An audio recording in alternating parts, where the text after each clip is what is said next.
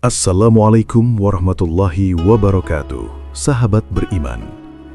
Di dunia tahun 2026 yang seringkali menilai manusia dari status sosial, jumlah pengikut, dan kemilau harta, kita sering lupa bahwa ada mata yang mengawasi setiap kerlingan mata dan setiap lipatan di wajah kita. 14 abad yang lalu, di bawah terik matahari Mekah yang gersang, sebuah peristiwa besar terjadi. Sebuah peristiwa yang sangat langka di mana Rasulullah, manusia paling mulia, menerima teguran langsung dari langit. Saat itu, Nabi sedang mengerahkan seluruh energinya untuk berdakwah kepada para pembesar Quraisy, para elit yang memegang kunci kekuasaan di Mekah. Beliau berharap jika mereka masuk Islam, ribuan pengikutnya akan menyusul dan penderitaan umat Islam akan berakhir. Namun, di tengah momentum diplomatik yang sangat krusial itu, seorang pria tunanetra miskin bernama Ibnu Ummi Maktum datang menyela, meminta diajarkan ayat Allah. Karena rasa tanggung jawab yang besar pada tugasnya, Nabi secara manusiawi merasa terganggu, bermuka masam, dan memalingkan wajah.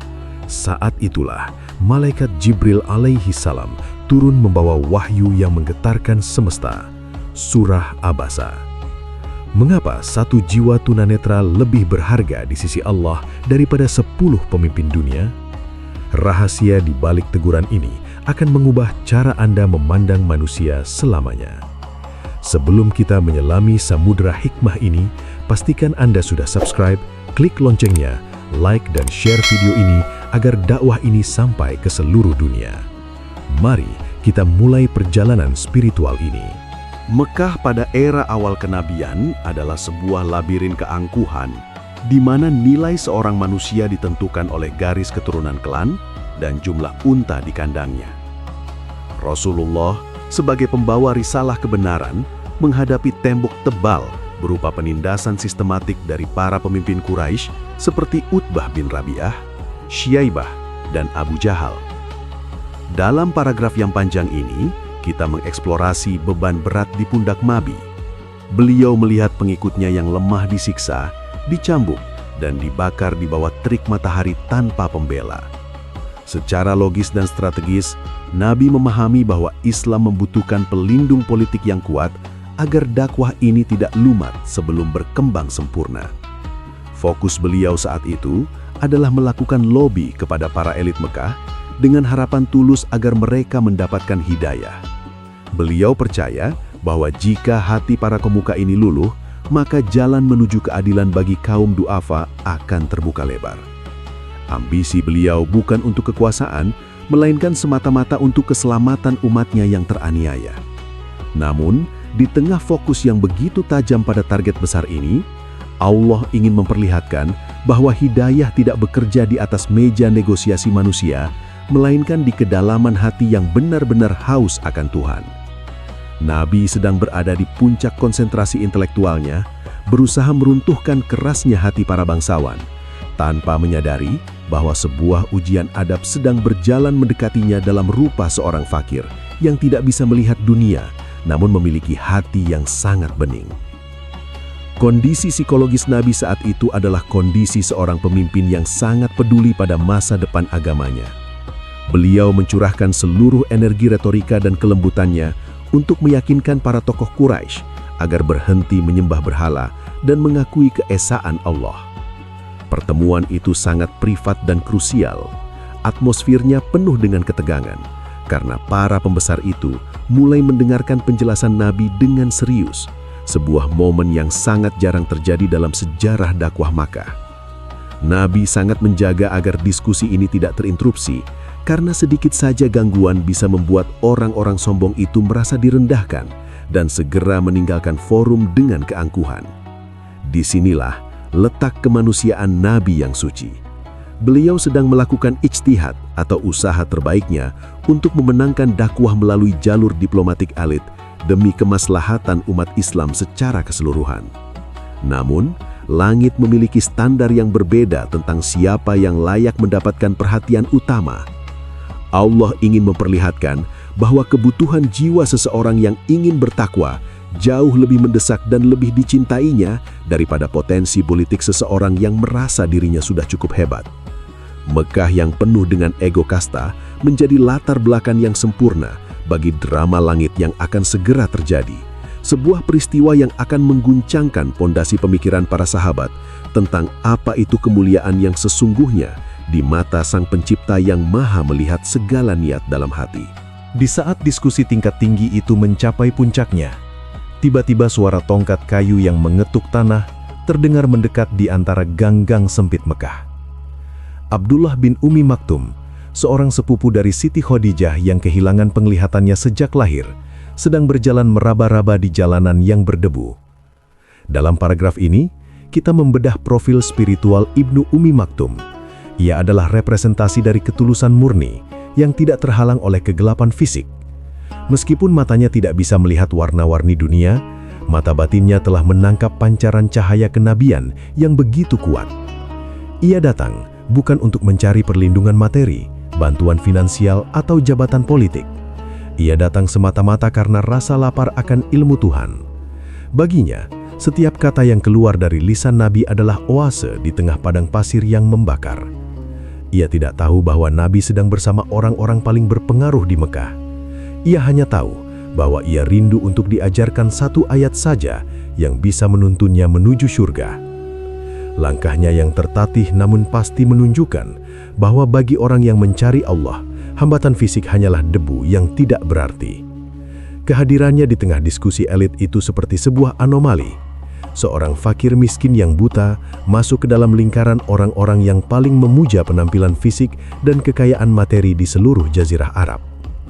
Ibnu Umi Maktum tidak memiliki akses pada isyarat visual. Ia tidak bisa melihat kode mata dari para sahabat atau ekspresi serius dari para pemuka Quraisy yang mulai menunjukkan raut wajah merasa terganggu oleh kehadirannya yang tiba-tiba. Dengan suara yang penuh kerinduan dan tanpa basa-basi, karena ia merasa sedang berada di hadapan guru tercintanya, ia berseru, "Wahai Rasulullah, ajarkanlah kepadaku apa yang telah Allah ajarkan kepadamu." Seruan ini bukan hanya sekali, ia mengulanginya dengan frekuensi yang tinggi, karena ia tidak mendapatkan respon segera dari Nabi yang sedang fokus bicara. Paragraf ini mengeksplorasi kontras yang tajam antara dua kelompok manusia. Di satu sisi ada para pembesar yang merasa tidak butuh, istagna, namun diberi perhatian penuh. Dan di sisi lain ada pria buta yang datang dengan berlari dan penuh rasa takut, ya'lah, namun kehadirannya dirasakan sebagai gangguan teknis dalam strategi dakwah. Ketulusan Ibnu Umi Maktum adalah energi yang sangat disukai oleh langit. Namun pada saat itu, energi tersebut berbenturan dengan strategi diplomasi Nabi yang sedang sangat fokus menyelamatkan umat. Inilah titik picu dari sebuah teguran yang akan mengguncangkan sejarah. Sebuah pertemuan antara hamba yang tulus mencari kebenaran dengan Rasul yang sedang berusaha keras memenangkan hati para penguasa demi kejayaan agama Allah di bumi Mekah. Rasulullah adalah sosok yang paling mencintai kaum du'afa. Namun dalam momen yang sangat spesifik ini, dorongan tanggung jawab dakwah yang sangat besar membuatnya merasa terdesak secara waktu dan suasana. Ketika Ibnu Umi Maktum terus-menerus menyela dengan pertanyaannya yang tulus, Nabi merasa bahwa ini akan merusak suasana psikologis para pemuka Quraisy yang sudah mulai menunjukkan tanda-tanda mau mendengarkan. Paragraf ini membedah reaksi manusiawi Nabi. Beliau bermuka masam, abasa, dan memalingkan wajah, tawala. Beliau tidak membentak, tidak pula menghina dengan kata-kata, hanya sekedar menunjukkan ketidaksukaan secara halus melalui ekspresi wajah dan perubahan posisi tubuh untuk tetap fokus pada pembicaraan elit tersebut. Dalam pikiran Nabi, Ibnu Umi Maktum adalah orang yang sudah beriman dan bisa diajari kapan saja di lain waktu. Sementara para tokoh Quraisy ini adalah peluang emas yang mungkin tidak akan datang kedua kalinya jika mereka pergi dalam keadaan tersinggung. Palingan wajah ini adalah bentuk ijtihad Nabi yang lebih mengutamakan kemaslahatan kolektif di atas kepentingan individu seorang pria buta yang sudah aman imannya. Namun justru disinilah Allah ingin meletakkan standar etika baru yang absolut bagi seluruh umat Islam. Tindakan bermuka masam dan berpaling ini mungkin sama sekali tidak disadari oleh Ibnu Umi Maktum yang tunanetra, namun ia terekam sempurna dalam catatan langit oleh para malaikat. Paragraf ini menonjolkan betapa detailnya pengawasan Allah terhadap adab Rasulnya. karena kedudukan beliau yang begitu tinggi menuntut standar kesempurnaan yang juga tinggi. Allah tidak ingin nabinya memiliki setitik pun kecenderungan untuk membedakan manusia berdasarkan status sosial, bahkan dalam situasi darurat dakwah sekalipun. Allah ingin menegaskan bahwa hidayah adalah hak eksklusifnya, dan tugas seorang nabi hanyalah menyampaikan dengan adab yang sama kepada siapapun yang datang mencari dengan ketulusan. Kejadian ini berlangsung sangat singkat di dunia manusia, namun atmosfer di sekitar Ka'bah seolah membeku sesaat ketika wahyu mulai turun dari Arsy. Rasulullah saat itu menganggap tindakannya adalah strategi yang benar untuk masa depan Islam, namun langit melihatnya sebagai pengabaian terhadap jiwa yang lebih mulia di sisi Tuhan daripada seluruh kekuasaan Quraisy. Inilah pelajaran tentang prioritas spiritual di atas strategi politik, bahwa satu langkah orang yang bertakwa menuju Allah jauh lebih berarti daripada 1000 langkah diplomasi di hadapan mereka yang menyombongkan diri atas harta dan keturunan mereka. Pertemuan itu baru saja usai, atau mungkin masih berlangsung dengan sisa-sisa ketegangan, ketika tiba-tiba Rasulullah merasakan beban berat yang sangat familiar di sekujur tubuhnya, tanda bahwa wahyu akan segera turun. Malaikat Jibril AS datang bukan untuk memberikan kabar gembira tentang masuk Islamnya para pemuka Quraisy, melainkan membawa rangkaian ayat yang sangat menusuk hati dan mengguncang jiwa. Paragraf ini membedah detik-detik turunnya surah Abasa. Dia, atau Muhammad, berwajah masam dan berpaling karena seorang buta telah datang kepadanya.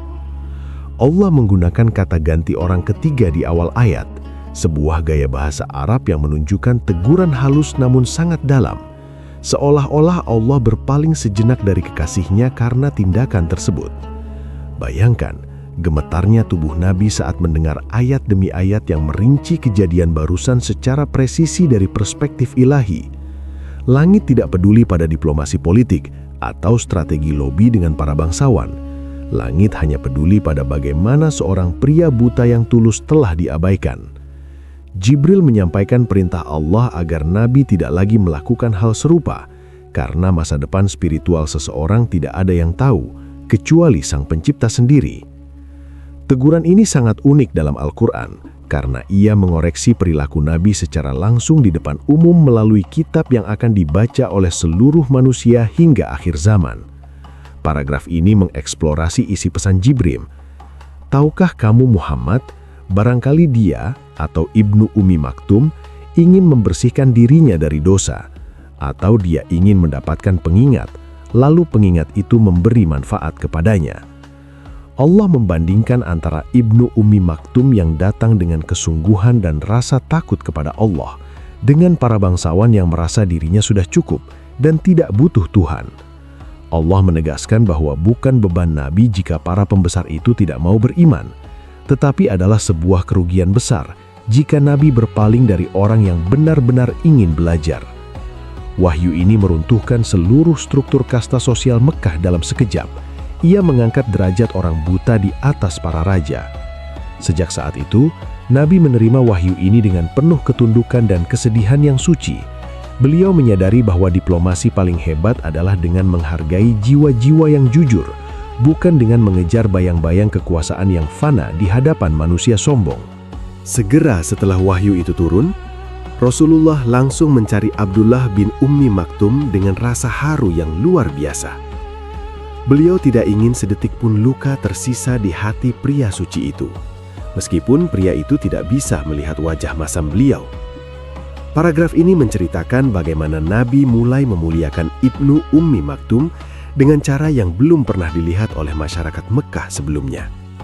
Setiap kali Ibnu Ummi Maktum datang menemui beliau, Nabi akan segera berdiri, menyambutnya dengan wajah yang paling cerah, dan membentangkan surban kemuliaannya di atas tanah agar diduduki oleh sang pria tunanetra. Beliau menyapanya dengan kalimat yang sangat mengharukan. "Selamat datang, wahai orang yang karena dia, Tuhanku telah menegurku." Nabi merubah teguran Allah menjadi sebuah medali kehormatan yang beliau pakai setiap hari.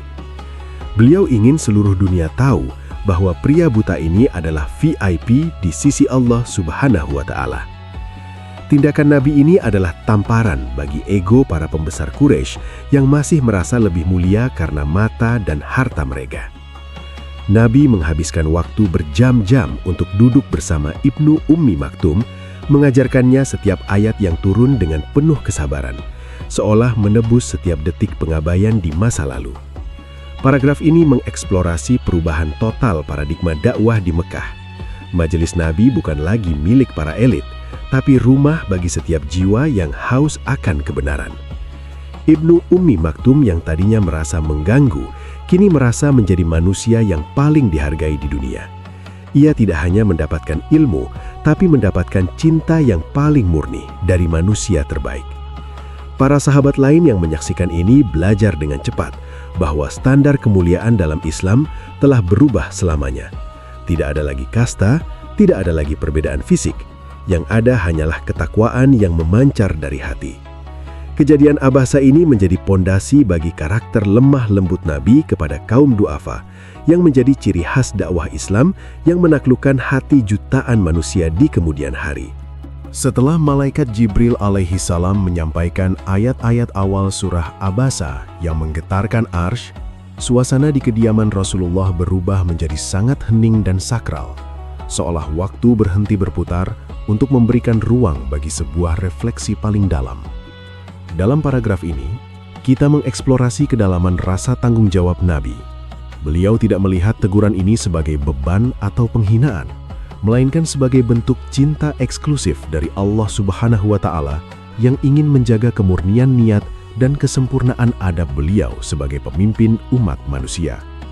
Nabi menyadari bahwa dalam upayanya menyelamatkan seluruh penduduk Mekah melalui para pemimpinnya, beliau hampir saja mengabaikan satu jiwa yang sudah jelas-jelas mencari keselamatan batin. Beliau merenungkan betapa mahalnya nilai satu individu yang datang dengan ketulusan, ikhlas, dibandingkan dengan kerumunan yang datang dengan kesombongan, kiber.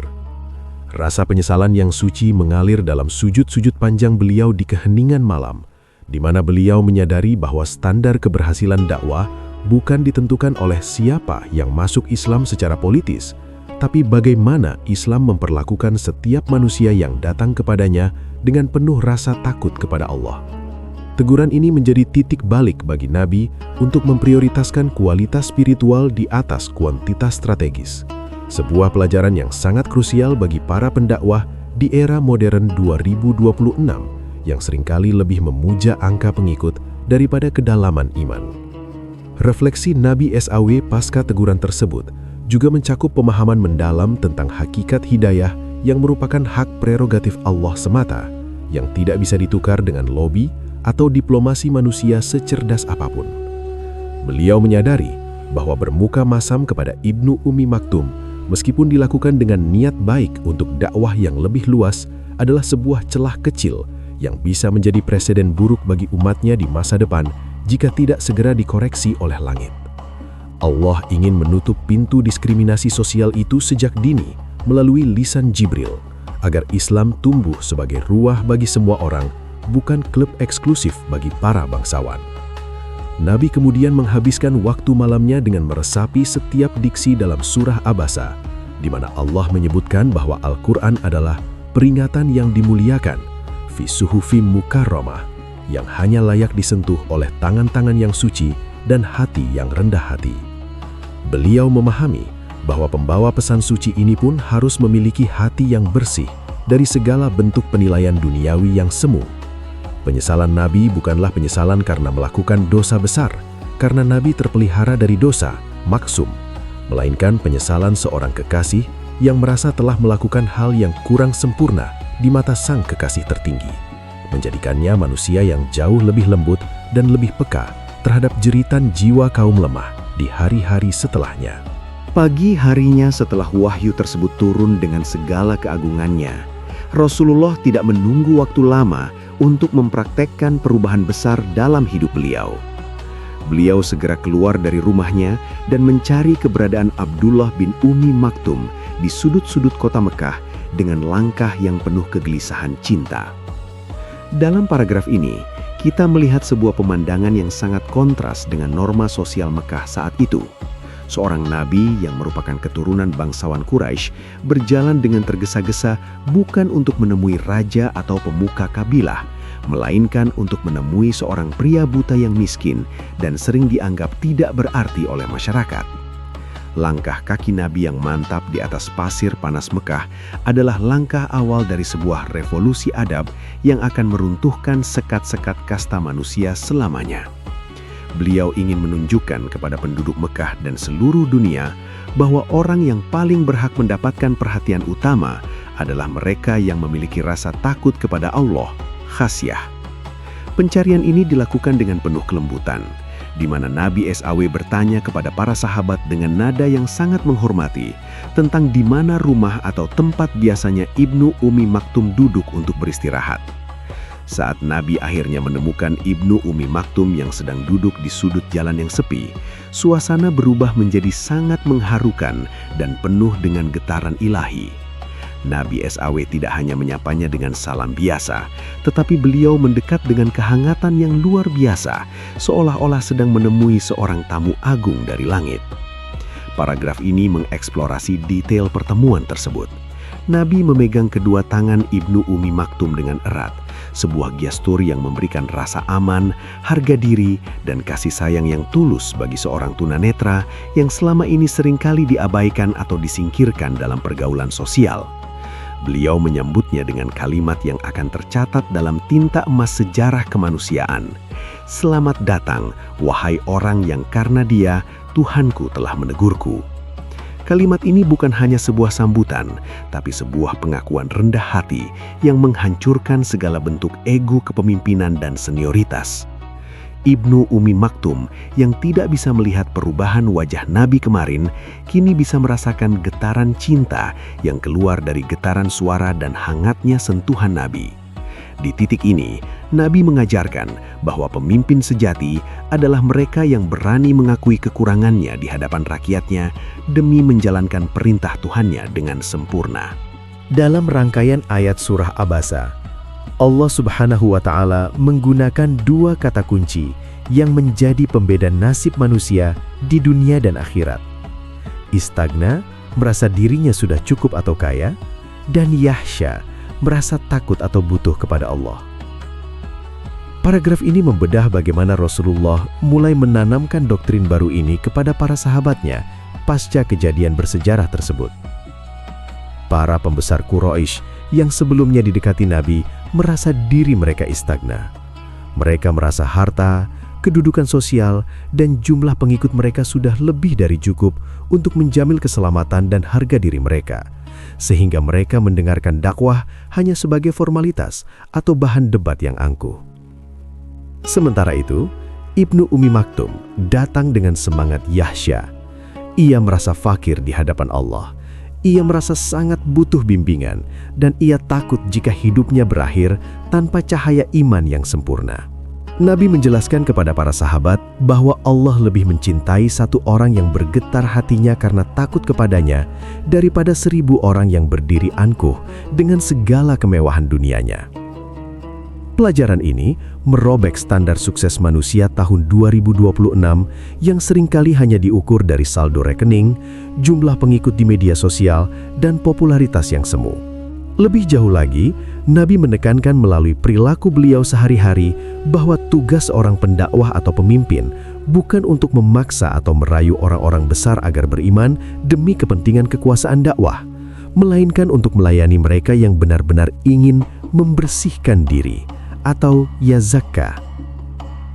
Paragraf ini menyoroti bagaimana Nabi mulai merubah total skala prioritas dalam setiap majelis-majelis ilmunya di Darul Arqam. Beliau tidak lagi merasa terbebani atau kecewa jika para tokoh Quraisy berpaling, karena beliau tahu bahwa urusan hidayah sepenuhnya adalah urusan Allah. Laisa 'alaika alla yazakka. Fokus beliau beralih sepenuhnya untuk membina dan mendidik siapapun yang datang dengan kesungguhan, meskipun mereka adalah budak, orang cacat, atau fakir miskin yang tidak punya pengaruh sosial.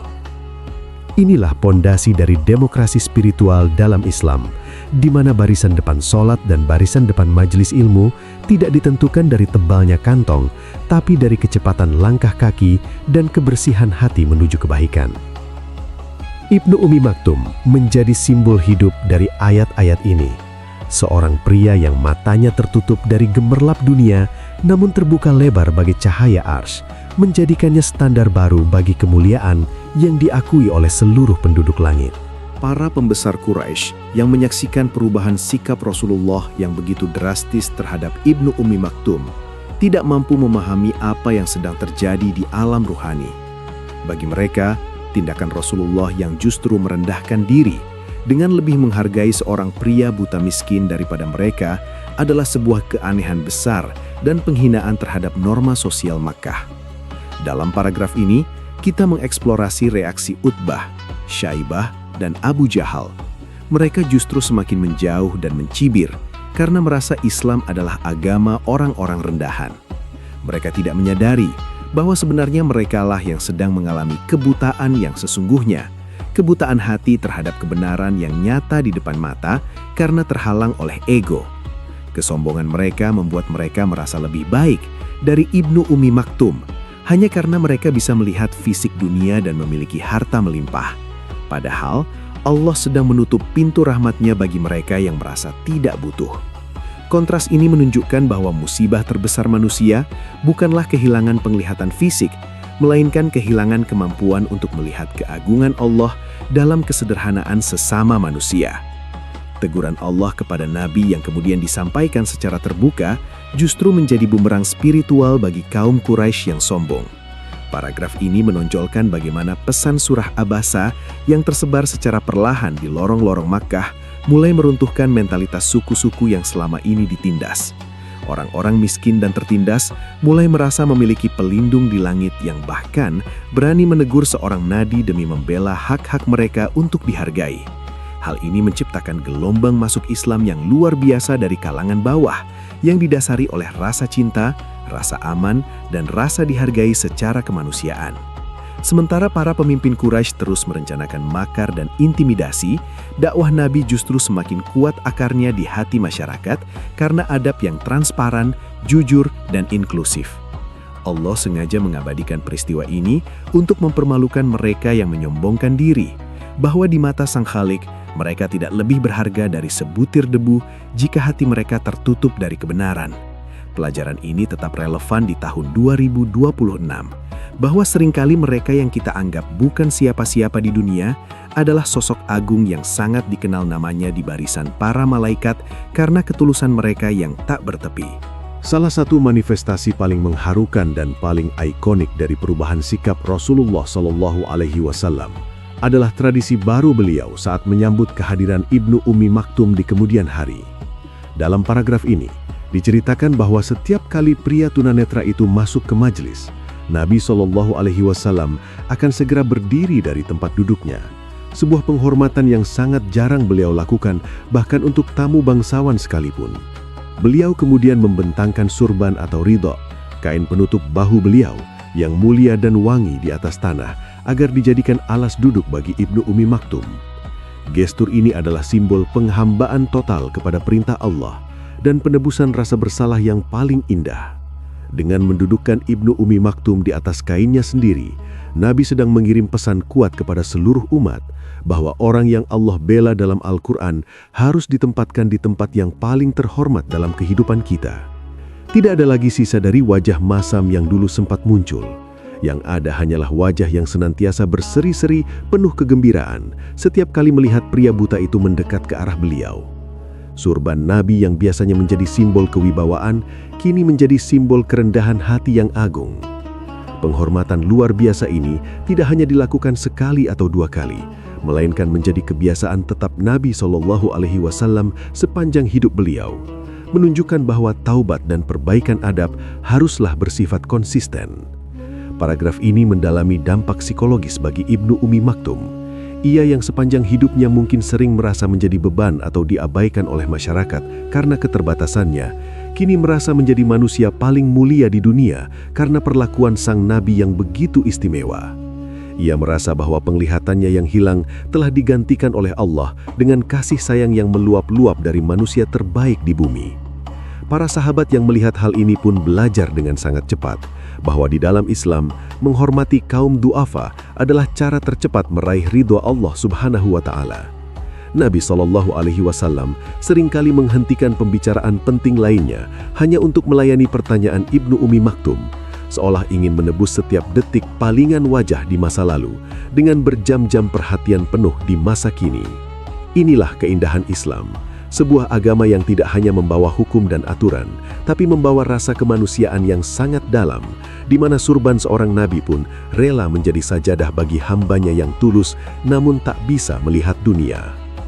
Setelah peristiwa hijrah ke Madinah, peran Abdullah bin Ummi Maktum tidak lagi berada di pinggiran sejarah, melainkan tepat di jantung peribadahan umat. Rasulullah Shallallahu Alaihi Wasallam dalam upaya memuliakan pria yang pernah membuat langit cemburu ini, menunjuknya sebagai salah satu muazin utama mendampingi Bilal bin Rabah.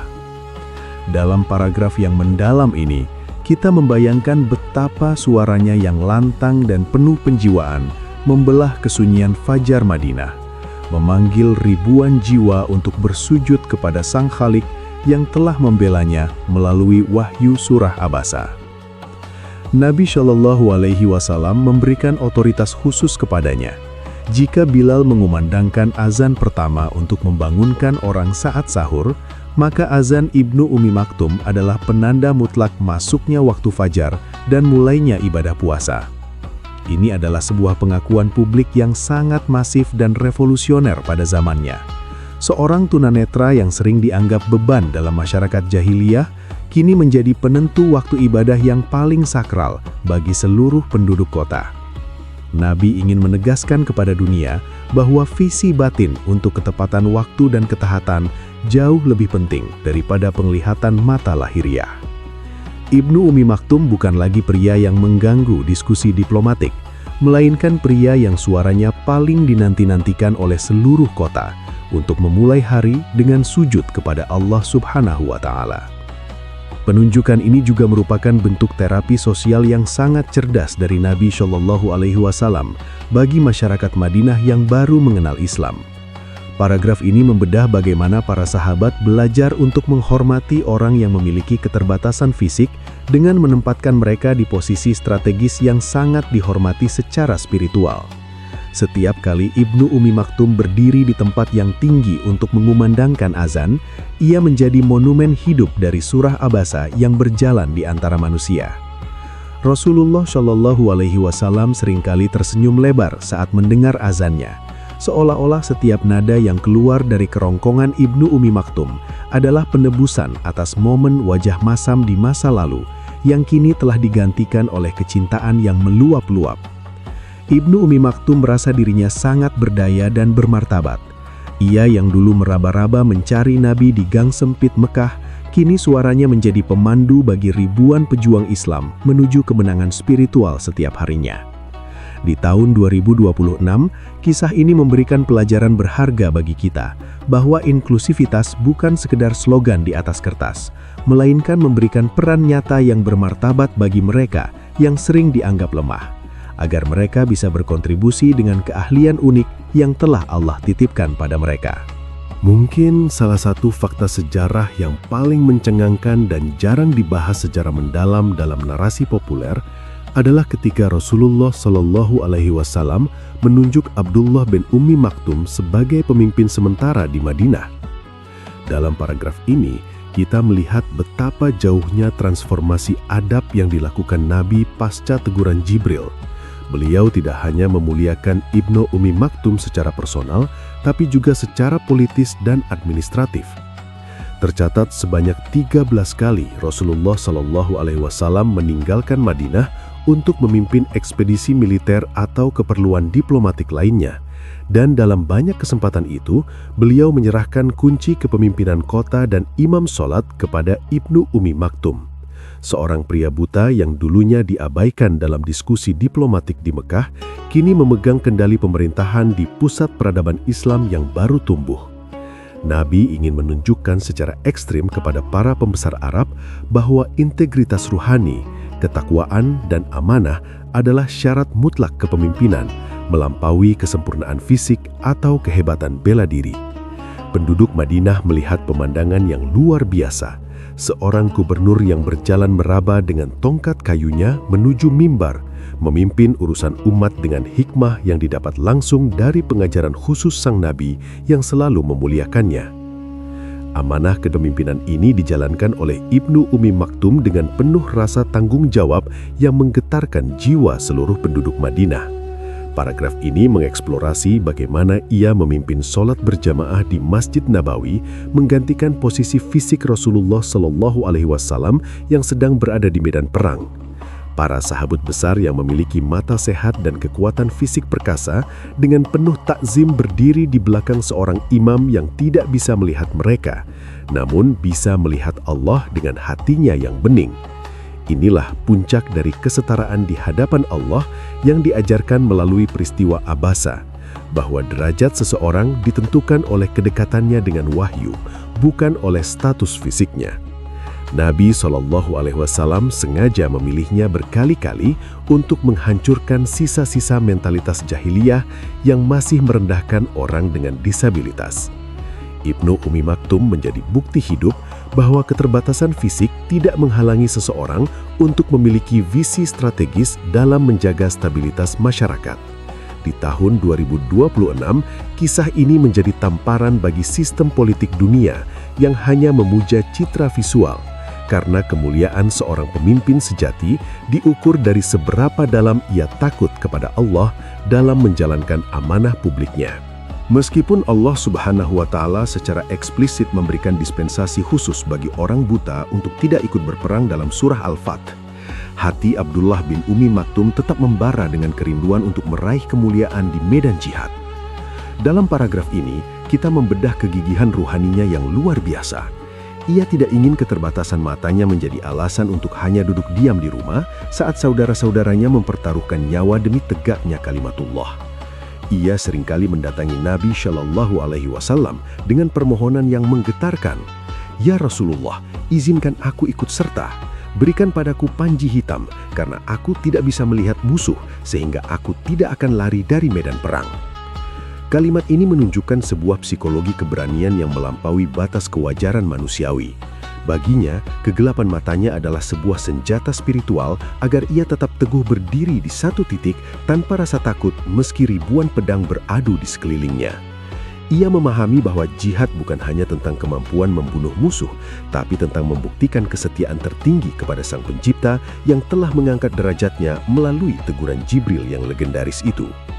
Keinginannya untuk ikut berperang bukanlah karena ia ingin pamer kekuatan atau mencari pujian manusia, melainkan karena rasa syukur yang tak terhingga atas martabat yang diberikan Islam kepadanya. Paragraf ini menonjolkan bagaimana ia memposisikan dirinya sebagai pembawa bendera, Hamilar Raya, sebuah tugas yang paling berbahaya dalam peperangan klasik karena pembawa bendera adalah target utama serangan musuh. Ia ingin tubuhnya menjadi perisai bagi panji Islam meski ia tidak tahu dari arah mana panah akan datang menghujam. Semangatnya ini membakar motivasi para prajurit muda yang sehat walafiat. Mereka merasa sangat malu jika mereka yang memiliki dua mata sehat justru ragu untuk maju, sementara seorang tunanetra berlari paling depan menuju kematian yang mulia di jalan Allah. Di era modern 2026 ini, semangat Ibnu Ummi Maktum mengajarkan kita bahwa keterbatasan hanya ada di pikiran. Jika jiwa sudah merdeka dan sangat mencintai Tuhannya, maka tubuh yang paling lemah sekalipun bisa menjadi mesin perjuangan yang paling tangguh, merubah kekurangan fisik menjadi energi penggerak yang tak terkalahkan oleh rasa takut duniawi. Kembali ke sisi Rasulullah Shallallahu Alaihi Wasallam, setiap kali beliau menatap wajah Abdullah bin Ummi Maktum, memori tentang teguran Allah melalui Jibril selalu hadir sebagai pengingat akan kesempurnaan adab yang harus dijaga. Dalam paragraf ini, kita mengeksplorasi bahwa Nabi Shallallahu Alaihi Wasallam menjadikan momen tersebut sebagai fondasi untuk membangun budaya empati radikal di tengah umatnya. Beliau seringkali menangis secara sembunyi-sembunyi karena haru, melihat betapa besarnya cinta Allah kepada kaum lemah, hingga Allah rela menegur nabinya sendiri demi satu orang buta. Air mata Nabi ini bukanlah air mata kesedihan yang melemahkan, melainkan air mata rahmat yang memperkuat ikatan antara pemimpin dan rakyat jelata. Beliau seringkali memanggil Ibnu Ummi Maktum dengan sapaan akrab, mengajaknya makan bersama di nampan yang sama, dan memastikan setiap kebutuhan hidupnya tercukupi tanpa pria itu harus meminta. Ini adalah model social safety net yang paling awal dalam sejarah Islam, di mana perhatian diberikan bukan karena belas kasihan, melainkan karena penghormatan yang sangat dalam atas kedudukannya di sisi langit. Budaya kasih sayang yang sangat tulus ini menular dengan cepat kepada seluruh sahabat Nabi, merubah Madinah menjadi kota yang paling ramah disabilitas dalam sejarah manusia. Paragraf ini menonjolkan bagaimana para sahabat seperti Abu Bakar dan Umar bin Khattab berlomba-lomba untuk membantu Ibnu Ummi Maktum, bukan karena mereka menganggapnya tidak mampu, tapi karena mereka ingin mendapatkan keberkahan dari melayani orang yang dibela oleh langit. Jika dulu di Mekah ia diabaikan demi para pembesar, kini di Madinah ia diperebutkan kehadirannya dalam setiap jamuan dan majelis penting. Nabi Shallallahu Alaihi Wasallam mengajarkan bahwa seorang mukmin adalah cermin bagi mukmin lainnya, dan Ibnu Ummi Maktum adalah cermin bagi Nabi untuk selalu melihat keagungan hamba-hamba Allah yang tersembunyi. Setiap interaksi Nabi dengannya selalu dipenuhi dengan senyum yang paling lebar dan kata-kata yang paling manis, menjadikan hubungan yang tadinya sempat retak sesaat karena wajah masam menjadi jauh lebih kuat, lebih suci, dan penuh dengan keberkahan yang mengalir hingga akhir zaman sebagai pelajaran adab bagi kita semua. Ingatlah kembali para pemuka Quraisy yang dulu diprioritaskan Nabi Shallallahu Alaihi Wasallam saat kejadian Abasa di Mekah. Seiring berjalannya waktu, sejarah mencatat ironi yang sangat besar. Paragraf ini membedah bagaimana strategi diplomasi target besar yang dulu diusahakan Nabi ternyata tidak memberikan hasil yang diharapkan dibandingkan dengan investasi ruhani pada seorang pria buta. Utbah bin Rabi'ah, Syaibah, dan para pembesar lainnya yang dulu diprioritaskan Nabi justru satu persatu tewas dalam keadaan kalah secara memalukan atau tetap dalam kekafiran yang angkuh di medan Badar. Kekuasaan mereka hancur berkeping-keping dan nama mereka hanya diingat sebagai simbol kesombongan. Sementara itu, Ibnu Ummi Maktum yang dulu mereka remehkan dan dianggap sebagai gangguan justru hidup dalam kemuliaan abadi sebagai gubernur, muazin, dan penasihat Nabi yang dicintai. Allah ingin menunjukkan kepada kita bahwa logika diplomasi dunia seringkali menipu. Kita mengejar sesuatu yang tampak besar, namun sebenarnya kosong, sementara kita mengabaikan sesuatu yang tampak kecil, namun sebenarnya berisi seluruh isi surga. Kemenangan Islam sejati ternyata tidak ditentukan oleh berapa banyak bangsawan yang bergabung, melainkan oleh seberapa teguh para pengikut awal yang tulus seperti Ibnu Ummi Maktum dalam mempertahankan iman mereka.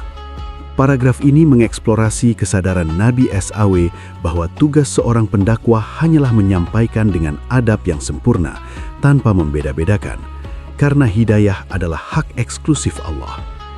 Nabi melihat betapa benar janji Allah dalam surah Abasa bahwa urusanmu bukanlah jika mereka tidak membersihkan diri.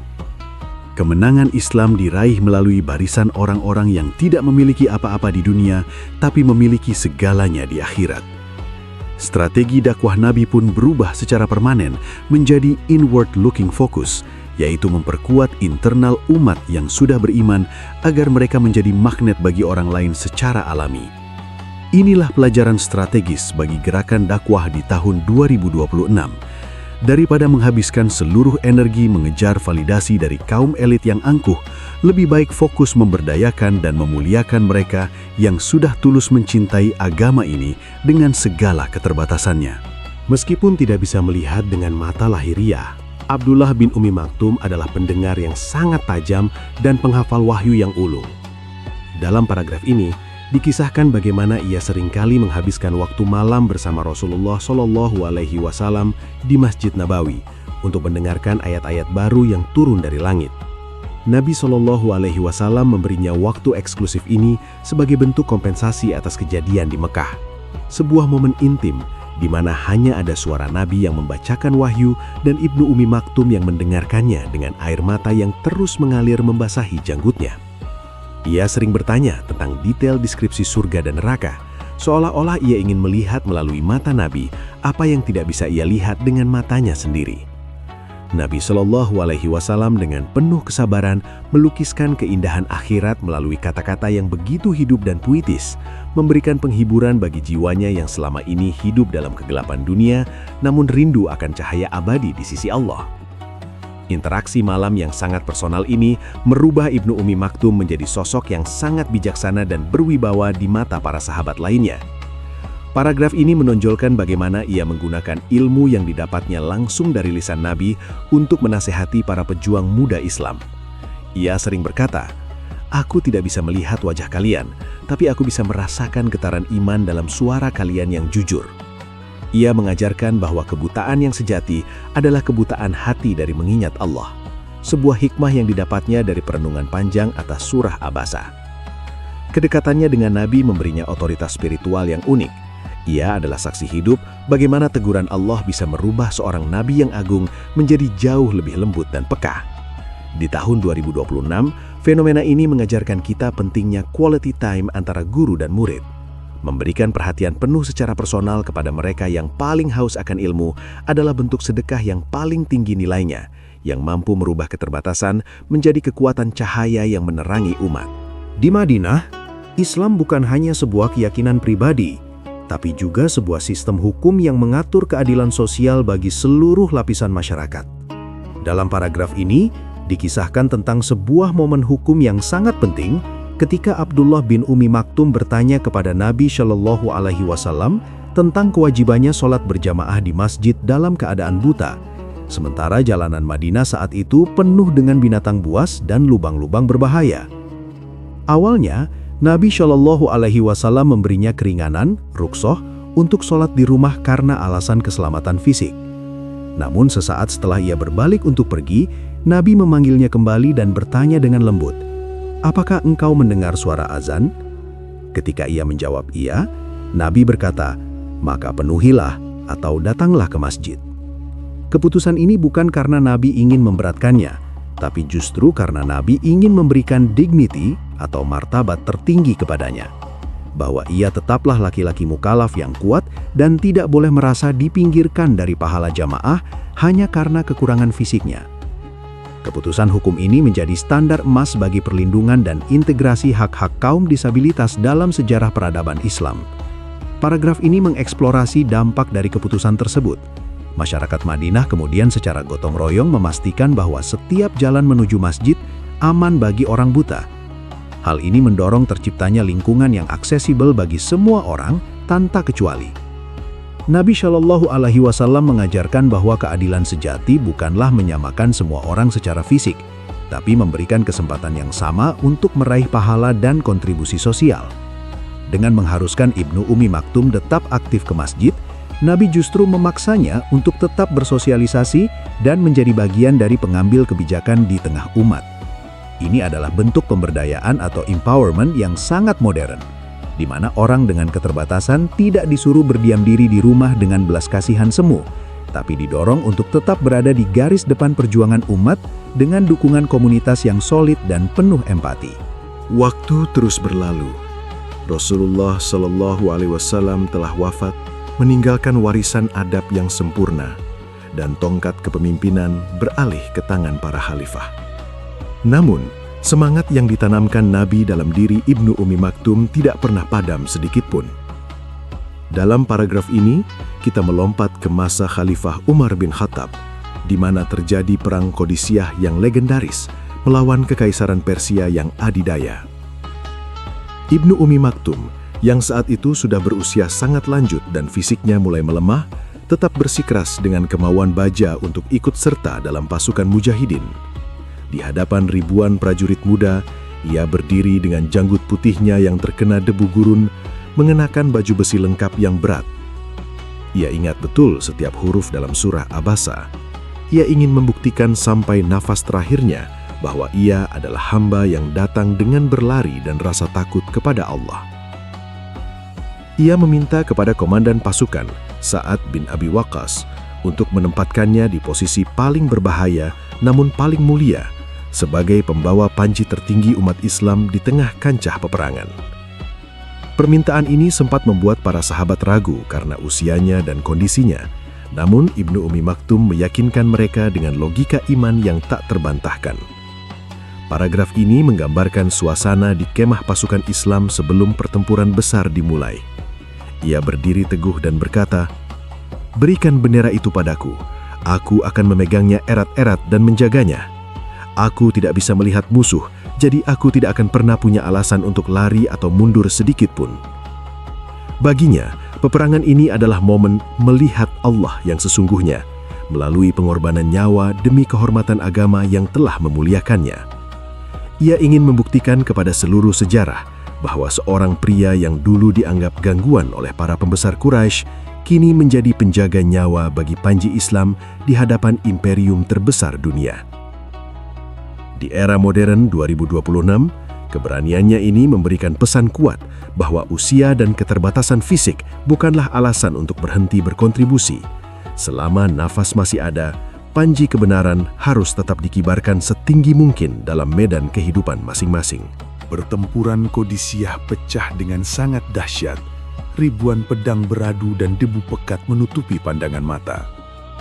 Di tengah-tengah huru-hara yang mematikan itu, ditemukanlah sesosok jenazah yang memeluk erat tiang bendera Islam dengan kedua tangannya yang sudah membeku dalam ketaatan. Dalam paragraf ini, dikisahkan tentang wafatnya Abdullah bin Ummi Maktum yang meraih gelar syahid dalam kondisi yang sangat mulia. Ia ditemukan dalam keadaan sujud atau tersungkur memeluk panji hitam tersebut. Seolah-olah ia tidak ingin bendera itu menyentuh tanah sedikit pun, bahkan setelah nyawanya meninggalkan raga. Darahnya yang suci membasahi bumi Qadisiyah, menjadi saksi bisu atas perjalanan panjang seorang pria buta dari pojok pasar Mekah yang diabaikan menuju gerbang surga sebagai pahlawan besar umat. Ia wafat bukan sebagai beban masyarakat, tapi sebagai sosok yang menentukan kemenangan ruhaniyah umat Islam atas kekaisaran dunia. Berita wafatnya membawa duka yang sangat mendalam, sekaligus kebanggaan bagi seluruh sahabat yang mengingat bagaimana dulu Nabi SAW ditegur karena dia. Wafatnya Ibnu Ummi Maktum adalah sebuah simbol puitis bahwa kegelapan dunia telah berakhir dan cahaya abadi telah dimulai baginya. Paragraf ini mengeksplorasi perasaan para sahabat saat memandikan jenazahnya. Mereka melihat wajahnya yang begitu damai, seolah-olah ia sedang menatap keindahan yang selama ini hanya bisa ia bayangkan dari deskripsi lisan Nabi SAW. Ia kini benar-benar bisa melihat Rasulullah SAW dengan mata kepalanya sendiri di alam barzah, tanpa ada lagi hijab kegelapan yang menghalangi. Kisah hidupnya ditutup dengan tinta emas sebagai bukti nyata bahwa Allah Subhanahu wa Ta'ala membela siapapun yang tulus mencintainya. Surah Abasa yang dulu membuatnya terkenal di langit karena sebuah teguran, kini mengantarkannya menjadi penghuni tetap surga Firdaus dengan segala kehormatannya. Di tahun 2026, kematiannya mengajarkan kita tentang konsep husnul khotimah, bahwa akhir hidup yang indah adalah milik mereka yang menghabiskan waktunya untuk mencari keridhaan Allah, tanpa peduli pada pandangan rendah atau penilaian semu dari manusia di sekitarnya. Kita sampai pada bab ke-20 yang merupakan titik tengah dari narasi raksasa ini, di mana kita harus berhenti sejenak untuk merenungkan seluruh dampak sistemik dari teguran Jibril kepada Nabi SAW. Paragraf ini merangkum bahwa surah Abasa bukan sekedar sebuah kritik adab, melainkan sebuah deklarasi hak asasi manusia pertama dan paling orisinil dalam sejarah Islam. Kisah Ibnu Ummi Maktum telah berhasil merubah wajah peradaban manusia dari yang memuja materialisme dan kesempurnaan fisik, menjadi peradaban yang memuja spiritualitas dan ketulusan hati. Rasulullah SAW telah berhasil mendidik satu generasi emas yang tidak lagi melihat manusia dari pakaian atau kedudukannya, melainkan dari kedekatan mereka dengan Al-Quran. Kejadian Abasa telah melahirkan ribuan pejuang yang memiliki adab seperti Nabi, ramah kepada orang kecil, mendahulukan mereka yang butuh bimbingan, dan berani mengakui kesalahan demi tegaknya kebenaran ilahi. Ibnu Ummi Maktum adalah monumen hidup yang membuktikan bahwa keterbatasan fisik hanyalah sebuah skenario indah dari Allah untuk mengangkat derajat seseorang menuju puncak tertinggi kemanusiaan.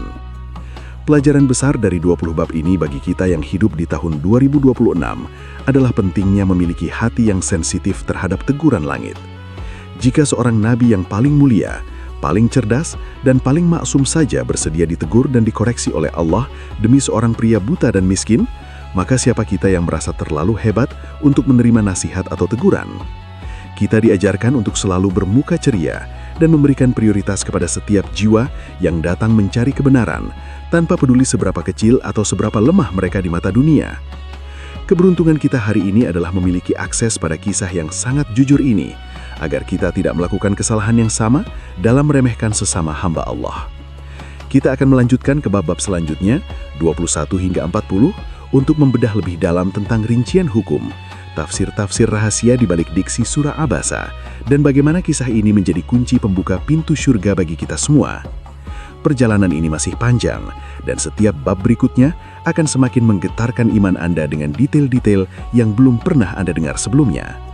Dalam pembukaan surah Abasa, Allah Subhanahu wa Ta'ala berfirman dengan gaya bahasa yang sangat unik. Dia Muhammad bermuka masam dan berpaling.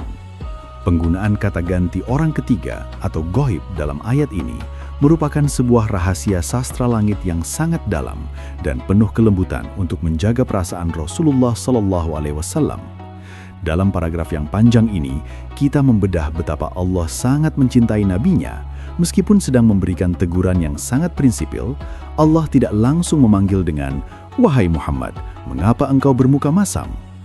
Penggunaan kata dia, seolah-olah Allah sedang berbicara kepada malaikat Jibril tentang suatu kejadian, memberikan ruang bagi Nabi untuk merenungi kesalahannya tanpa merasa diserang secara langsung di depan publik pada detik pertama wahyu turun. Ini adalah puncak adab ketuhanan dalam mendidik hambanya yang paling mulia, mengajarkan bahwa teguran yang paling efektif adalah yang tetap menjaga kehormatan orang yang ditegur. Di tahun 2026, teknik komunikasi ini mengajarkan kita tentang cara menegur orang yang kita cintai atau bawahan kita, tidak dengan mempermalukannya di depan umum, melainkan dengan memberikan narasi yang membuatnya sadar secara mandiri tanpa menjatuhkan harga dirinya. Allah ingin menjaga martabat Nabi di hadapan kaum Quraisy, namun tetap memberikan koreksi yang sangat tegas agar kesalahan strategis dalam prioritas dakwah tersebut tidak terulang kembali dan menjadi hukum moral yang abadi bagi seluruh umat manusia sesudahnya. Lebih jauh lagi, perubahan kata ganti dari orang ketiga menjadi orang kedua pada ayat-ayat selanjutnya, "Tahukah kamu Muhammad, barangkali ia ingin membersihkan diri," menunjukkan sebuah transisi dari teguran naratif menjadi dialog personal yang sangat intim dan menggetarkan jiwa. Paragraf ini menonjolkan bagaimana Allah menarik perhatian Nabi secara perlahan namun pasti ke dalam inti persoalan ruhani yang sedang terjadi. Setelah memberikan jarak aman dengan kata dia, Allah kemudian mendekat secara lisan dan bertanya langsung kepada hati Nabi yang paling dalam. Hal ini menunjukkan bahwa teguran tersebut bukanlah bentuk kemarahan yang menjauhkan, melainkan bentuk pengajaran kasih sayang yang ingin mendekatkan Nabi pada standar kesempurnaan akhlak yang lebih tinggi lagi. Nabi SAW belajar bahwa setiap otot di wajahnya, setiap gerakan matanya, dan setiap getaran di hatinya berada dalam pengawasan langsung Sang Pencipta yang maha halus. Hal ini menciptakan standar ketakwaan yang luar biasa bagi para pemimpin Islam, bahwa etika batin dan ekspresi wajah kepada rakyat kecil atau kaum du'afa adalah bagian dari ibadah yang dihisap secara detail di sisi Allah. Di era digital 2026 yang penuh dengan kepalsuan citra, surah Abasa mengingatkan kita bahwa Allah melihat apa yang ada di balik masker dan senyum palsu kita, menuntut kejujuran ekspresi yang lahir dari ketulusan hati yang paling dalam terhadap sesama makhluknya tanpa memandang status sosial. Surah Abasa menyentil fenomena mentalitas yang disebut al-istighna, yaitu perasaan manusia yang merasa dirinya sudah cukup, kaya, berkuasa, dan tidak membutuhkan bantuan siapapun, termasuk tidak merasa butuh kepada petunjuk Tuhan. Dalam paragraf ini, kita membedah kondisi mental para pembesar Quraisy yang saat itu sedang didekati oleh Nabi. Kekayaan perdagangan dan kekuasaan klan yang turun-temurun membuat mereka merasa bahwa merekalah pusat semesta yang tidak mungkin goyah. Allah menegur Nabi karena memberikan porsi perhatian yang sangat besar kepada mereka yang secara sadar menutup pintu hatinya hanya karena merasa hebat secara materi. Di tahun 2026, penyakit istighna ini muncul kembali dalam rupa pemujaan terhadap teknologi, algoritma, dan akumulasi modal yang membuat manusia merasa bisa mengontrol takdirnya sendiri tanpa campur tangan langit. Allah ingin menegaskan melalui Jibril bahwa memberikan porsi perhatian berlebih kepada orang yang sombong hanya akan menambah kesombongan mereka, sementara mengabaikan orang yang benar-benar butuh hanya akan mematikan harapan pada keadilan. Logika langit menyatakan bahwa kekayaan yang sesungguhnya adalah rasa butuh kepada Allah, dan siapapun yang kehilangan rasa butuh itu, sejadinya ia adalah fakir yang paling hina, meskipun jubahnya bertahtakan permata paling mahal di dunia. Dampak dari sindiran terhadap mentalitas istighna ini merubah paradigma dakwah Nabi secara total dan permanen sejak detik itu. Paragraf ini menyoroti bagaimana Nabi mulai memahami bahwa orang yang merasa cukup dengan dunianya seringkali menjadi beban bagi kemajuan ruhani sebuah masyarakat, karena mereka menuntut perlakuan istimewa tanpa mau tunduk pada kebenaran yang universal. Allah ingin membangun fondasi masyarakat yang lapar akan hidayah, di mana nilai seseorang tidak lagi diukur dari apa yang ia miliki, tapi dari seberapa besar ia merasa miskin di hadapan Allah. Nabi SAW diajarkan untuk tidak lagi mengejar mereka yang lari dari kebenaran, tapi memeluk erat mereka yang datang dengan berlari mencari kebenaran meskipun fisik mereka lemah. Keadilan sosial dalam Islam bukan berarti memberikan porsi yang sama kepada semua orang secara mekanis, melainkan memberikan prioritas utama kepada mereka yang hatinya paling terbuka bagi cahaya Tuhan. Jika di tahun 2026, kita sebagai umat lebih menghargai investor besar atau pejabat tinggi daripada guru ngaji yang ikhlas atau fakir miskin yang taat, maka kita sedang mengulangi kesalahan prioritas yang ditegur oleh Jibril. Surah Abasa memaksa kita untuk jujur bertanya, siapa yang lebih kita muliakan di ruang tamu kita? Si kaya yang angkuh atau si sederhana yang tulus? Jawaban atas pertanyaan ini akan menentukan apakah kita pengikut Nabi yang sudah belajar dari teguran langit atau justru masih mewarisi mentalitas Quraisy yang usang. Dalam surah Abasa, Allah secara spesifik menyebutkan tujuan Ibnu Ummi Maktum datang menemui Nabi adalah untuk ia tazakka, membersihkan diri atau mensucikan jiwa. Dalam paragraf yang mendalam ini, kita mengeksplorasi makna penyucian jiwa bagi seorang disabel di tengah masyarakat yang sangat diskriminatif seperti Mekah. Ibnu Ummi Maktum menyadari sepenuhnya bahwa meskipun matanya gelap secara fisik, jiwanya tidak boleh ikut gelap. Ia mengejar Nabi karena ia tahu bahwa hanya wahyu Allah yang dibawa oleh Nabi yang bisa mengangkat noda-noda kesedihan, keraguan, dan kotoran batinnya. Keinginan untuk menjadi bersih secara spiritual inilah yang membuatnya jauh lebih mulia di mata Allah daripada para pemuka Quraisy yang meskipun mandi dengan parfum termahal, namun batinnya penuh dengan kotoran syirik dan keangkuhan yang membusuk. Di tahun 2026, di mana kesehatan mental dan gerakan self-healing menjadi tren global, Islam sebenarnya sudah menawarkan konsep tazkiyatun nafs atau penyucian jiwa melalui pintu ilmu dan rasa takut kepada Allah. Allah menegur Nabi agar tidak menghalangi proses suci seorang hamba yang ingin kembali fitrah hanya demi kepentingan diplomasi yang belum tentu membuahkan hasil nyata. Penyucian jiwa Ibnu Ummi Maktum ini kemudian menjadi standar bagi seluruh umat Islam dalam menilai sebuah kesuksesan hidup. Paragraf ini menonjolkan bahwa Allah tidak melihat hasil akhir dari perjuangan seseorang, melainkan keinginan kuatnya atau ar-raghbah untuk terus berubah menjadi lebih baik di hadapan Tuhannya. Seseorang yang buta, miskin, dan tidak memiliki pengaruh sosial apapun, jika ia memiliki tekad sekeras baja untuk mensucikan hatinya, maka seluruh malaikat di langit akan berbaris menghormati langkah kakinya yang tersandung-sandung. Allah memerintahkan Nabi untuk memfasilitasi setiap jiwa yang ingin ia tasakka dengan perhatian yang paling prima. Ini adalah pesan tajam bagi institusi pendidikan dan keagamaan di tahun 2026. Jangan memberikan pelayanan premium hanya kepada mereka yang mampu membayar mahal, tapi berikanlah layanan terbaik kepada mereka yang paling haus akan kebenaran dan perbaikan diri. Ibnu Ummi Maktum membuktikan bahwa keterbatasan fisik bukanlah penghalang, melainkan seringkali menjadi katalisator yang mempercepat seseorang untuk hanya bergantung kepada Allah, menjadikannya pribadi yang sangat bening dan jernih di hadapan Sang Khalik dibandingkan mereka yang sibuk memoles penampilan luar. Allah berfirman bahwa bisa jadi Ibnu Ummi Maktum datang ingin mendapatkan dzikra, peringatan atau pengingat yang dapat memberi manfaat nyata baginya. Dalam paragraf ini, kita membedah fungsi Al-Quran bukan hanya sebagai teks bacaan, melainkan sebagai alarm langit bagi jiwa yang sedang tertidur atau tersesat dalam gelapnya ujian dunia. Bagi orang yang beruntung seperti Ibnu Ummi Maktum, satu ayat saja yang ia dengar bisa merubah seluruh pandangan hidupnya karena ia mendengarkan dengan hati yang hadir atau qalbun hadir. Orang biasa seringkali mendengar ribuan nasihat di media sosial, namun tetap tidak berubah karena hatinya tertutup oleh tembok ego dan kesibukan duniawi. Allah menegur Nabi karena hampir saja kehilangan kesempatan emas untuk menanamkan benih pengingat di tanah jiwa yang sangat subur. Di tahun 2026, kita dibanjiri oleh informasi dan konten motivasi, namun sangat sedikit yang menjadi dzikra yang bermanfaat secara permanen. Surah Abasa mengajarkan bahwa manfaat sebuah pengingat tidak hanya bergantung pada kepintaran pembicaranya, tapi pada kesiapan dan ketulusan pendengarnya.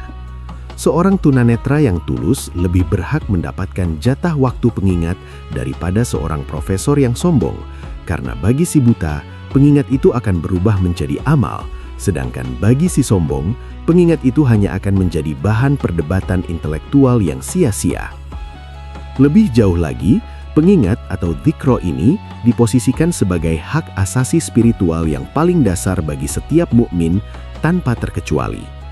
Paragraf ini mengeksplorasi tanggung jawab sosial untuk saling mengingatkan tanpa memandang kasta atau tingkat pendidikan. Nabi Shallallahu Alaihi Wasallam diajarkan oleh Jibril bahwa beliau tidak boleh sama sekali memilih-milih kepada siapa pengingat itu diberikan berdasarkan potensi keuntungan duniawi atau posisi politik.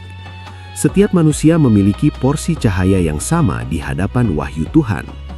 Ibnu Ummi Maktum mencari pengingat untuk memperkuat kesabarannya dalam kegelapan mata, dan Allah membela haknya untuk mendapatkan akses prioritas tersebut secara mutlak.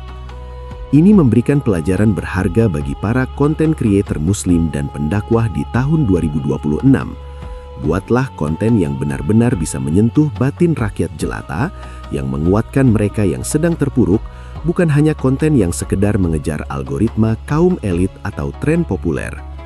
Pengingat yang tulus akan memiliki sayap untuk terbang melintasi zaman, sebagaimana surah Abasa yang bermula dari peristiwa kecil di sebuah gang sempit Mekah, kini menjadi pengingat bagi miliaran manusia di seluruh penjuru bumi tentang pentingnya menghargai setiap jiwa yang sedang mencari jalan pulang menuju kebenaran.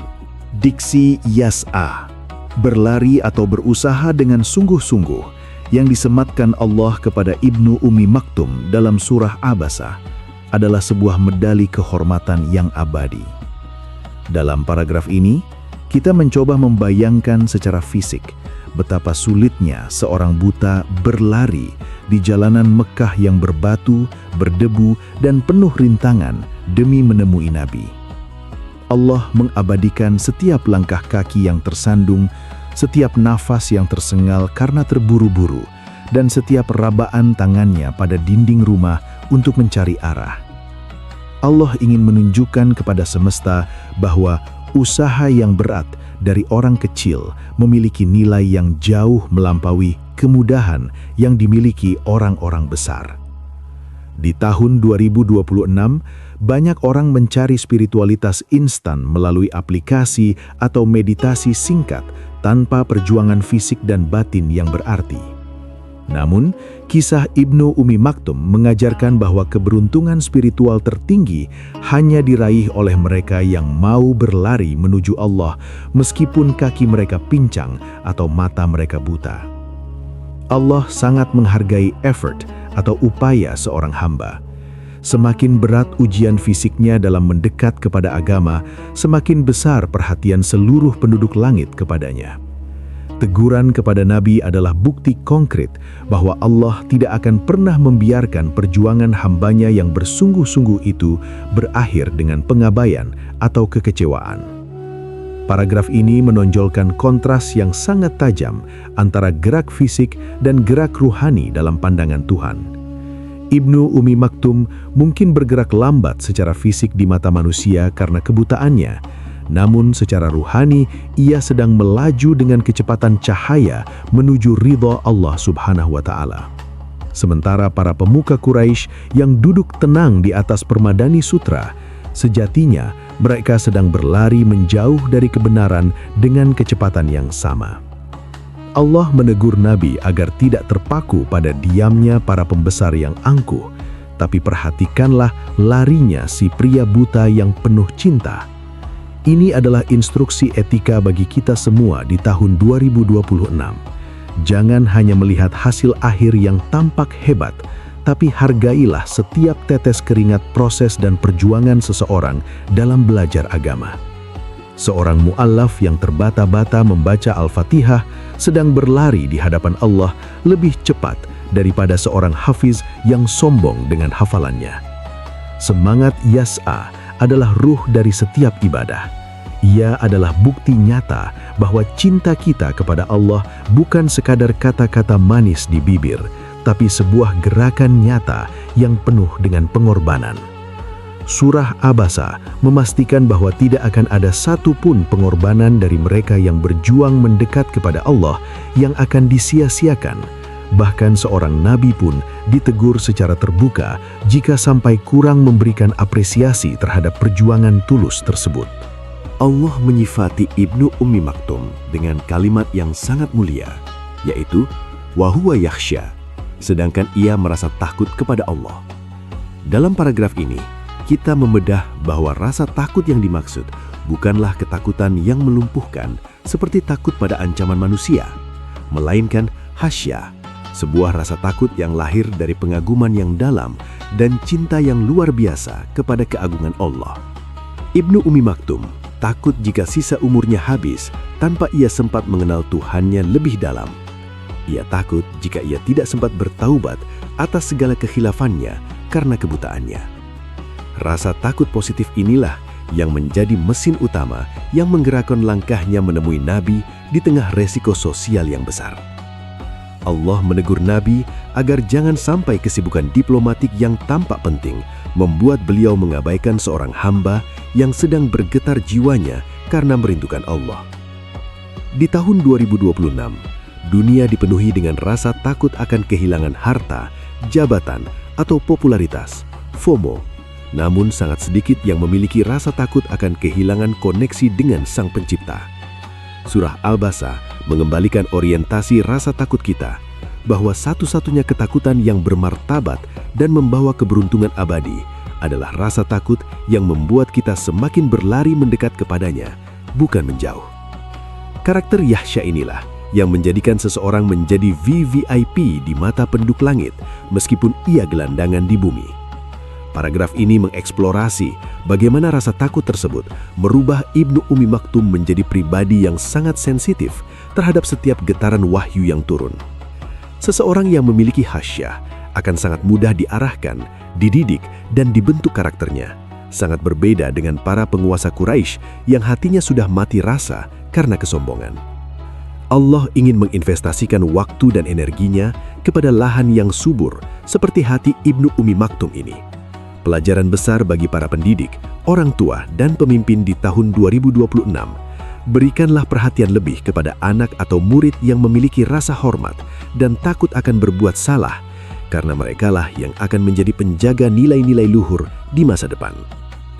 Rasa takut kepada Allah adalah rem yang paling pakem di tengah liarnya godaan dunia digital yang serba terbuka. Dengan membela Ibnu Ummi Maktum, Allah sedang memproklamasikan kepada seluruh sejarah bahwa kasta tertinggi manusia di sisinya adalah kasta mereka yang paling besar rasa takutnya, takwanya kepada Allah. Sebagaimana ditegaskan dalam ayat lain, sesungguhnya yang paling mulia di antara kamu di sisi Allah adalah yang paling bertakwa. Teguran Allah mencapai puncaknya pada kata yang sangat tajam, yaitu fa'anta anhu talaha. maka kamu mengabaikannya atau asyik dengan yang lain. Dalam paragraf ini, kita membedah kata talaha yang berasal dari akar kata lahwun, permainan atau kesibukan yang melalaikan dari hal yang lebih penting. Allah memberikan pesan yang sangat keras bahwa berdiskusi dengan orang sombong yang tidak mau beriman, meskipun tujuannya tampak mulia untuk dakwah, bisa menjadi sebuah kesibukan yang melalaikan jika hal itu mengorbankan perhatian kepada orang yang benar-benar membutuhkan hidayah saat itu juga. Ini adalah kritik terhadap skala prioritas dalam beramal. Di tahun 2026, kita seringkali terjebak dalam kesibukan yang tampak religius, seperti rapat organisasi besar, debat kusir di media sosial, atau mengejar target statistik konten. Namun di saat yang sama, kita mengabaikan jeritan jiwa di sekitar kita yang sedang haus akan bimbingan personal. Allah mengingatkan Nabi dan kita semua bahwa fokus pada prayat besar tidak boleh mengorbankan jiwa kecil yang sedang butuh bantuan. Pengabaian terhadap satu orang yang tulus adalah sebuah lubang besar dalam adab kemanusiaan yang harus segera ditutup dengan taubat dan perhatian nyata. Dampak dari larangan talaha ini melahirkan sebuah etika pelayanan dalam Islam yang sangat inklusif dan tidak pandang bulu. Paragraf ini menonjolkan bagaimana Nabi SAW segera merubah gaya kepemimpinannya menjadi sangat accessible atau mudah diakses oleh siapapun tanpa birokrasi yang rumit. Beliau tidak lagi memiliki waktu eksklusif hanya untuk kaum bangsawan jika ada kaum du'afa yang sedang membutuhkan bimbingan saat itu juga. Beliau belajar dengan cepat bahwa setiap detik yang dihabiskan untuk melayani orang yang tulus adalah investasi akhirat yang pasti, sementara waktu yang dihabiskan untuk merayu orang sombong seringkali hanyalah kesia-siaan yang melelahkan. Pelajaran berharga bagi para pelayan publik, dokter, guru, dan pemimpin di tahun 2026. Jangan biarkan rakyat jelata atau orang miskin mengantri berjam-jam tanpa kepastian, sementara pejabat tinggi langsung dilayani di ruang VIP. Surah Abasa adalah proklamasi penghapusan jalur VIP di hadapan Allah dan Rasul-Nya. Pengabaian terhadap si kecil adalah bentuk kesombongan terselubung yang bisa meruntuhkan seluruh nilai amal solih kita. Allah ingin kita menjadi pribadi yang hadir seutuhnya, full presence, bagi siapapun yang datang dengan niat suci, tanpa ada lagi wajah masam atau sikap yang memalingkan tubuh karena merasa ada urusan yang lebih penting secara duniawi. Setelah menegur adab Nabi, Allah kemudian mengangkat tema tentang kemuliaan Al-Quran itu sendiri dalam surah Abasa untuk menegaskan mengapa adab penyampaiannya harus sempurna. Allah menyebutkan bahwa peringatan-peringatan ini terdapat dalam lembaran-lembaran yang dimuliakan, fi suhufim mukarramah. Dalam paragraf ini, kita mengeksplorasi hubungan antara teguran tersebut dengan kemuliaan kitab suci. Allah ingin menegaskan bahwa karena Al-Quran adalah kitab yang sangat mulia dari Arsy, maka pembawanya dan cara penyampaiannya pun harus sangat mulia dan beradab. Tidak pantas sebuah pesan yang maha mulia disampaikan dengan cara membeda-bedakan orang berdasarkan kasta atau dengan raut wajah yang masam. Di tahun 2026, banyak orang memiliki mushaf Al-Quran di rumahnya atau aplikasi Al-Quran tercanggih di ponselnya, namun sangat sedikit yang benar-benar menghargai kemuliaan pesannya dengan mempraktikkan adab-adab sosial di dalamnya. Surah Abasa mengajari kita bahwa jika kita mengaku mencintai Al-Quran yang mulia, maka perilaku kita kepada sesama manusia, terutama yang lemah, haruslah mencerminkan kemuliaan tersebut. Kitab suci ini bukan sekedar pajangan, tapi standar hidup yang menuntut kehormatan dalam setiap jengkal interaksi sosial kita. Kemuliaan lembaran-lembaran Al-Quran ini bahkan dijaga oleh para malaikat yang suci di tempat yang sangat tinggi, marfu'atim mutahhara. Paragraf ini menyoroti bahwa di alam gaib tidak ada kasta sosial seperti di dunia, yang ada hanyalah kasta kesucian dan ketaatan. Allah ingin Nabi SAW membawa suasana langit tersebut ke bumi, sebuah suasana di mana setiap jiwa dihargai hanya berdasarkan tingkat kesucian batinnya, bukan penampilannya. Jika para malaikat yang begitu mulia saja tunduk patuh menjaga setiap huruf Al-Quran tanpa mengeluh sedikit pun, maka manusia yang membawa Al-Quran harus memiliki kesabaran dan keikhlasan yang jauh lebih besar dalam mendidik umat tanpa pandang bulu. Pelajaran tajam bagi para penghafal Al-Quran dan asatis di tahun 2026, mahkota hafalanmu tidak akan berarti apa-apa jika engkau masih memandang rendah orang lain yang belum hafal atau orang yang memiliki kekurangan fisik. Kemuliaan sejati adalah ketika isi Al-Quran merubah karaktermu menjadi selembut sutra kepada sesama mukmin, namun seteguh baja dalam memegang prinsip keadilan. Surah Abasa adalah pengingat bahwa Al-Quran adalah mahkota kehormatan yang hanya bisa dipakai oleh mereka yang mau merendahkan hatinya di hadapan Allah demi melayani sesama. Allah menyebutkan bahwa Al-Quran itu dibawa oleh tangan-tangan utusan, malaikat yang sangat mulia dan berbakti, bi'aidi safarotin kiramim baroroh. Dalam paragraf ini, kita membedah karakter malaikat safaroh sebagai role model bagi para pengemban dakwah dan pemimpin manusia. Kata baroroh berarti mereka yang sangat taat dan penuh kebaikan tanpa ada sedikit pun celah kesalahan. Allah ingin menunjukkan kepada Nabi SAW bahwa di alam malakut, tugas menyampaikan pesan dilakukan dengan standar kiram, mulia, yang sangat tinggi. Oleh karena itu, Nabi sebagai utusan Tuhan di bumi haruslah mencerminkan sifat malaikat tersebut, tidak membeda-bedakan kepada siapa pesan disampaikan, selalu berbuat baik kepada semua makhluk, dan tidak memiliki kepentingan pribadi sedikit pun selain menyampaikan pesan Allah dengan sempurna.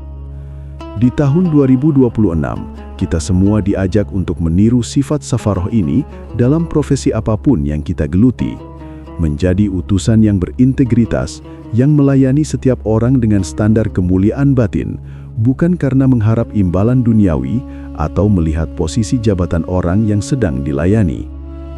Sifat baroroh, berbakti dan patuh para malaikat ini menjadi teguran halus namun telak bagi manusia yang seringkali berbakti hanya jika ada pamrih atau keuntungan di baliknya. Paragraf ini mengeksplorasi kontras antara ketaatan mutlak malaikat dengan fluktuasi hati manusia yang seringkali labil karena kepentingan sesaat. Allah ingin Nabi dan seluruh umatnya menaikkan standar moral mereka setinggi standar para malaikat tersebut. Kita harus menjadi utusan kebaikan di tengah masyarakat 2026 yang makin individualis dan transaksional. Ibnu Ummi Maktum adalah contoh nyata manusia yang memiliki sifat mirip baroroh. Meskipun fisiknya terbatas, ketaatannya kepada Allah sangat luar biasa tanpa syarat. Surah Abasa mengajarkan bahwa dunia ini adalah panggung besar di mana kita semua adalah utusan Allah untuk menyebarkan kasih sayangnya. Jika malaikat yang begitu suci saja mau melayani manusia dengan membawa wahyu tanpa memandang kasta, mengapa kita manusia yang penuh dengan dosa ini merasa terlalu mulia untuk sekedar tersenyum tulus atau mendengarkan keluh kesah orang yang lemah di sekitar kita? Dengan meniru sifat malaikat safaroh, kita sedang membangun jembatan antara bumi dan langit dalam kehidupan kita sehari-hari. Setelah membahas adab yang mulia dan kemuliaan wahyu, Surah Abasa tiba-tiba beralih ke nada yang sangat keras dan menggetarkan. Celakalah, binasalah manusia, alangkah kufurnya dia. Dalam paragraf ini, kita membedah kontras yang luar biasa antara perhatian Allah yang begitu besar kepada satu pria buta dengan kemarahan Allah yang dahsyat kepada manusia secara umum yang tetap saja sombong dan tidak bersyukur. Allah seolah-olah berkata kepada semesta, Aku telah menurunkan kitab yang paling mulia, mengutus nabi yang paling agung, bahkan menegur nabiku sendiri demi membela hak satu orang lemah di antara kalian. Namun mengapa kalian manusia tetap saja ingkar dan menyombongkan diri? Ini adalah pengingat yang sangat tajam bagi para pembesar Quraisy saat itu dan juga bagi kita semua di tahun 2026. Seringkali kita merasa bahwa semua fasilitas hidup dan hidayah yang sampai kepada kita adalah hak kita yang wajar. Padahal itu semua adalah anugerah murni yang menuntut kesyukuran yang sangat dalam. Ungkapan ma'akfaroh adalah ekspresi keheranan ilahi atas betapa tidak tahu terima kasihnya manusia setelah semua bentuk kasih sayang dan perlindungan yang telah diberikannya sepanjang hidup. Kejadian Abasa adalah bukti abadi bahwa Allah sangat peduli pada satu orang yang bersyukur, namun Allah juga sangat tegas dan murka kepada mereka yang menyia-nyiakan hidayah demi mempertahankan ego dunianya. Kita akan melanjutkan ke bab-bab terakhir 31-40 untuk melihat bagaimana Allah membuktikan kekuasaannya melalui penciptaan alam semesta sebagai penutup dari rangkaian hikmah surah Abasa ini, memastikan kita kembali menjadi hamba yang rendah hati, penuh syukur, dan memiliki adab yang sempurna kepada setiap jiwa. Setelah menegur kekufuran manusia yang sombong dalam ayat sebelumnya, Allah mengajukan pertanyaan retoris yang menghujam jantung ego setiap makhluk. Dari apakah Allah menciptakannya? Dalam paragraf yang mendalam ini, kita membedah filosofi kerendah hatian melalui biologi penciptaan yang sangat mendasar, namun sering dilupakan. Allah mengingatkan para pembesar Quraisy dan kita semua di tahun 2026 bahwa sehebat apapun jabatan, sekaya apapun harta, dan seindah apapun rupa fisik, asal muasal kita hanyalah dari setetes nutfah, air mani yang hina, sesuatu yang jika terkena pakaian pun harus dibersihkan.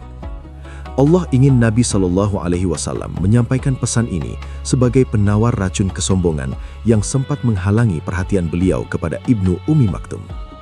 Jika manusia menyadari bahwa ia bermula dari sesuatu yang bahkan tidak memiliki bentuk, kekuatan, atau harga diri, mengapa ia berani bermuka masam kepada sesamanya?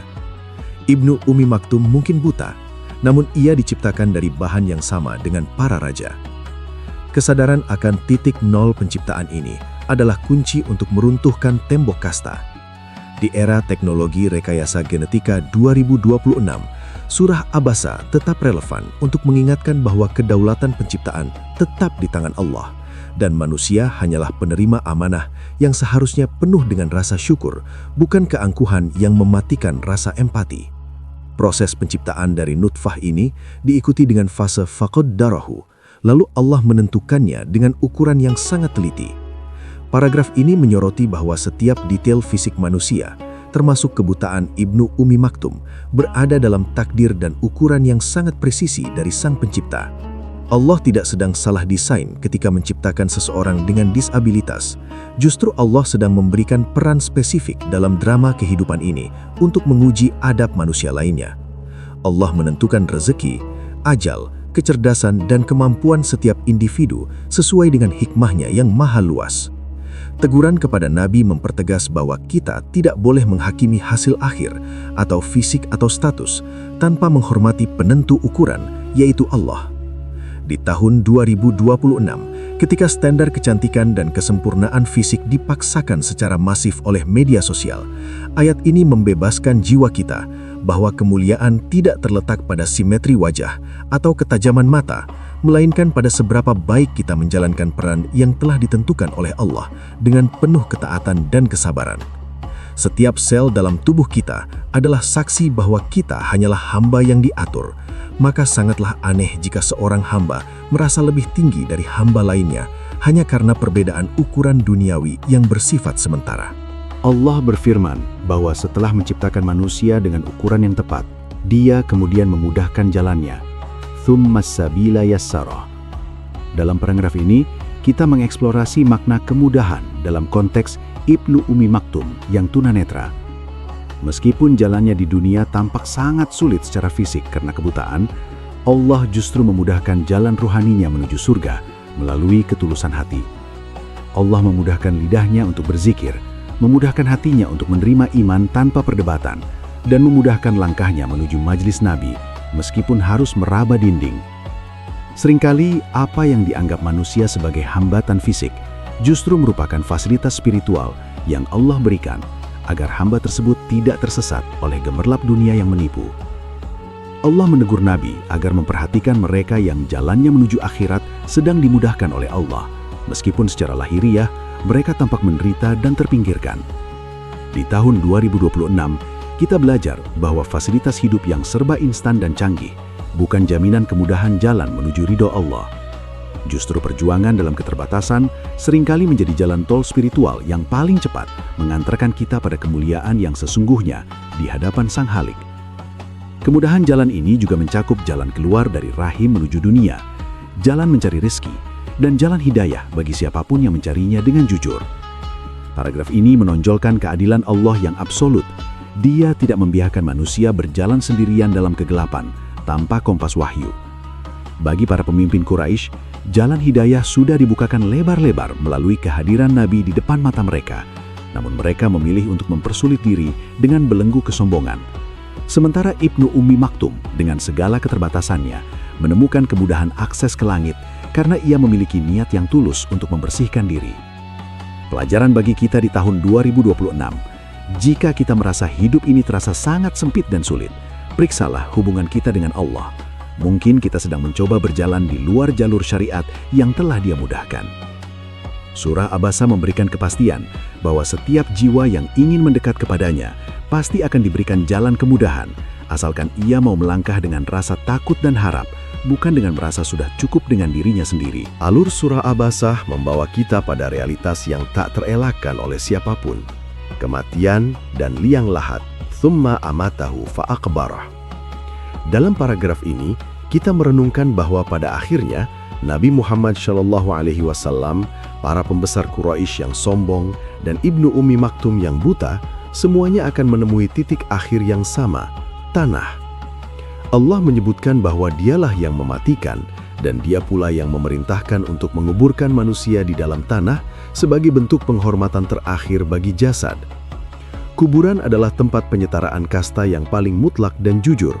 Di sana tidak ada lagi jubah sutra, tidak ada lagi tongkat kayu, dan tidak ada lagi perbedaan antara mata yang melihat atau yang buta. Yang ada hanyalah kain kafan putih yang sederhana dan amal soleh. Allah menegur Nabi melalui pengingat kematian ini agar beliau tidak terlalu risau dengan penolakan para penguasa Mekah karena kekuasaan mereka akan berakhir di lubang yang sangat sempit dan gelap.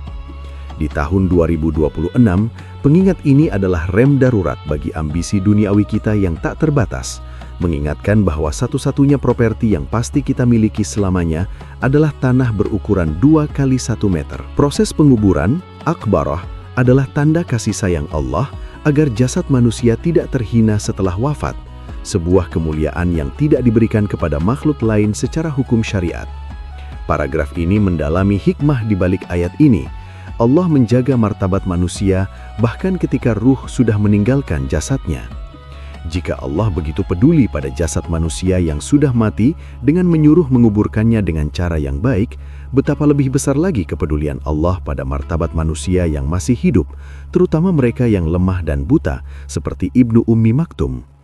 Teguran kepada Nabi muncul karena tindakan bermuka masam, sekecil apapun itu, dianggap sebagai bentuk kurang menghargai martabat hidup seseorang yang sangat dihargai oleh Allah Subhanahu wa Ta'ala.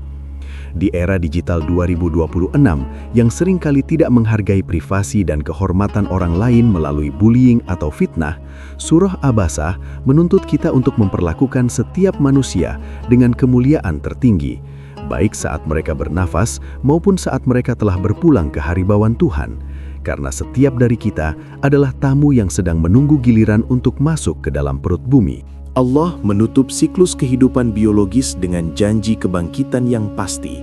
Thumma idza syaa ansyarah. Dalam paragraf ini, kita membedah momen dahsyat di mana Allah akan membangkitkan kembali seluruh manusia dari kuburnya untuk mempertanggungjawabkan setiap detak jantung, setiap kerlingan mata, dan setiap ekspresi wajah mereka terhadap sesama. Di hari itu, Ibnu Ummi Maktum akan dibangkitkan dengan mata yang bisa melihat keindahan Arsy dengan sangat tajam. Sementara para pembesar Quraisy mungkin akan dibangkitkan dalam keadaan buta batin karena dulu mereka telah membutakan diri dari kebenaran saat di dunia. Allah menegur Nabi agar selalu melihat manusia dari kacamata hari kebangkitan ini. Jika kita memperlakukan orang lain dengan buruk hari ini, kita harus siap menghadapi pembelaan langsung dari Allah bagi mereka di hari esok yang abadi. Tahun 2026 adalah masa di mana manusia seringkali lupa akan hari pembalasan karena sibuk dengan kesenangan sesaat. Namun surah Abasa berdiri tegak sebagai alarm yang membangkitkan kesadaran bahwa panggung sandiwara dunia ini akan segera berakhir dan digantikan oleh pengadilan yang maha adil. Kebangkitan ini adalah kehendak mutlak Allah yang tidak bisa dihalangi oleh teknologi secanggih apapun. Idza syaa. Paragraf ini menonjolkan kekuasaan ilahi yang mampu menyusun kembali tulang belulang yang telah hancur menjadi manusia yang utuh tanpa cacat sedikitpun. Allah ingin Nabi memahami bahwa dakwah beliau adalah untuk mempersiapkan manusia menghadapi momen kebangkitan ini, bukan hanya untuk memperbaiki kondisi sosial sesaat. Teguran Allah menunjukkan bahwa setiap interaksi sosial kita, termasuk cara kita tersenyum atau bermuka masam, memiliki dampak langsung pada skor kebangkitan kita kelak. Tindakan Nabi yang kemudian sangat menyambut Ibnu Ummi Maktum dengan surbannya adalah investasi untuk momen kebangkitan yang mulia. Pelajaran bagi kita, janganlah kita merusak masa depan kebangkitan kita hanya karena mengejar gengsi semu di hadapan manusia yang sama-sama akan hancur menjadi tanah. Surah Abasa mengajarkan bahwa di hari itu tidak ada yang bisa menolong kita selain rahmat Allah yang turun kepada mereka yang mau merendahkan hati, menghargai wahyu, dan peduli pada hamba-hambanya yang terpinggirkan. Sebagai bukti kasih sayangnya yang terus mengalir sebelum hari kiamat tiba, Allah mengajak manusia merenungkan rezeki harian mereka. Maka hendaklah manusia itu memperhatikan makanannya. Dalam paragraf ini, kita membedah transisi dari pembahasan adab ke pembahasan ekologi dalam surah Abasa. Allah menjelaskan bagaimana Dia mencurahkan air dari langit dengan derasnya, membelah bumi dengan tumbuh-tumbuhan, dan menumbuhkan biji-bijian, anggur, zaitun hingga kurma. Pesan tersembunyinya adalah, jika Allah begitu detail mengurusi kebutuhan perut manusia tanpa terkecuali, baik si kaya yang sombong maupun si buta yang miskin, mengapa Nabi dan kita harus membeda-bedakan perhatian dalam urusan roh? Allah memberikan makanan kepada orang kafir yang sombong dan juga kepada orang mukmin yang miskin, sebuah bentuk kasih sayang universal, Rahman. Teguran Jibril mengingatkan bahwa dakwah haruslah seperti hujan yang turun membasahi semua lahan tanpa pilih kasih. Namun kita harus memberikan perhatian lebih pada lahan yang siap menumbuhkan tanaman, yaitu hati yang tulus mencari kebenaran. Siklus alam yang menumbuhkan tanaman ini adalah bukti bahwa Allah lah yang memegang kendali penuh atas segala sumber daya kehidupan. Paragraf ini menonjolkan ketergantungan mutlak manusia pada alam ciptaan Allah. Semua kemewahan meja makan para pemuka Quraisy berasal dari tanah yang sama yang memberi makan Ibnu Ummi Maktum. Di tahun 2026, ketika krisis pangan global dan ketimpangan ekonomi menjadi isu yang sangat sensitif, surah Abasa mengajarkan kedaulatan pangan spiritual. Kita diajak untuk melihat makanan bukan hanya sebagai pemuas lapar, tapi sebagai tanda kebesaran Allah yang mengharuskan kita untuk berbagi dan tidak sombong kepada sesama penikmat rezeki Tuhan. Setiap butir gandum yang kita makan adalah kiriman khusus dari langit melalui proses yang sangat kompleks. Dengan merenungkan makanan, manusia seharusnya sadar akan kehinaannya dan keagungan Tuhannya, sehingga ia tidak lagi memiliki alasan untuk merasa lebih tinggi dari orang lain, apalagi sampai memalingkan wajah dari sesama hamba Allah yang sedang lapar akan ilmu dan kasih sayang. Alur surah mencapai klimaksnya dengan peringatan tentang asyakhah, suara tiupan sangkakala yang sangat keras hingga memekakkan telinga dan menghancurkan segala tatanan dunia. Dalam paragraf ini, kita memasuki gambaran kiamat yang meruntuhkan segala bentuk hubungan sosial duniawi yang bersifat transaksional. Allah ingin menegaskan bahwa segala lobi politik dan aliansi kekuasaan yang sempat dikhawatirkan Nabi di awal surah akan sirna dalam sekejap saat suara dahsyat ini terdengar. Di hadapan Syakhah, tidak ada lagi bedanya antara suara emas penyanyi terkenal atau suara serak pria buta. Semuanya akan tunduk dalam ketakutan yang luar biasa di hadapan keagungan Allah. Allah menegur Nabi agar tidak terlalu terpaku pada hiruk-pikuk duniawi, karena suara kiamat ini jauh lebih nyata dan lebih dekat daripada yang dibayangkan oleh para pembesar Quraisy. Di tahun 2026, ketika dunia dipenuhi oleh kebisingan hiburan dan propaganda, surah Abasa mengingatkan kita akan satu suara kebenaran yang akan menghentikan segala aktivitas manusia dan memulai hari perhitungan yang tak ada bandingnya dalam sejarah alam semesta. Kedahsyatan suara ini merubah seluruh orientasi hidup seorang mukmin yang sadar. Paragraf ini membedah bagaimana para sahabat setelah mendengar ayat-ayat ini menjadi pribadi yang sangat waspada terhadap adab sosial mereka. Mereka memahami bahwa setiap tindakan mereka sedang dipantau untuk menghadapi momen syakhah. Jika Nabi ditegur karena hal kecil, maka kita harus lebih takut lagi akan kesalahan-kesalahan besar kita dalam memperlakukan manusia lain secara buruk. Suara yang memekakkan ini akan memaksa setiap orang untuk hanya memikirkan nasib jiwanya sendiri. Tidak ada lagi tempat bagi kesombongan, gengsi, atau kepalsuan. Ibnu Ummi Maktum yang terbiasa hidup dalam heningnya pandangan mungkin akan lebih siap menghadapi goncangan ini karena hatinya sudah terlatih untuk hanya bergantung pada suara wahyu Tuhan. Surah Abasa menutup perdebatan kasta dengan satu hantaman suara yang menyamakan seluruh manusia dalam posisi fakir di hadapan keadilan ilahi yang mutlak, di mana hanya iman dan ketulusanlah yang akan menjadi pelindung telinga dari suara yang memekakkan tersebut. Pada hari itu, Allah menggambarkan sebuah pemandangan psikologis yang sangat tragis. Pada hari ketika manusia lari dari saudaranya, dari ibu dan bapaknya, serta dari istri dan anak-anaknya. Dalam paragraf ini, kita membedah hancurnya ikatan darah yang paling kuat sekalipun di hari kiamat. Mengapa manusia lari? Karena masing-masing sibuk dengan urusannya sendiri yang sangat berat. Likulli mri'in minhum yawma idzin sya'nu yughni.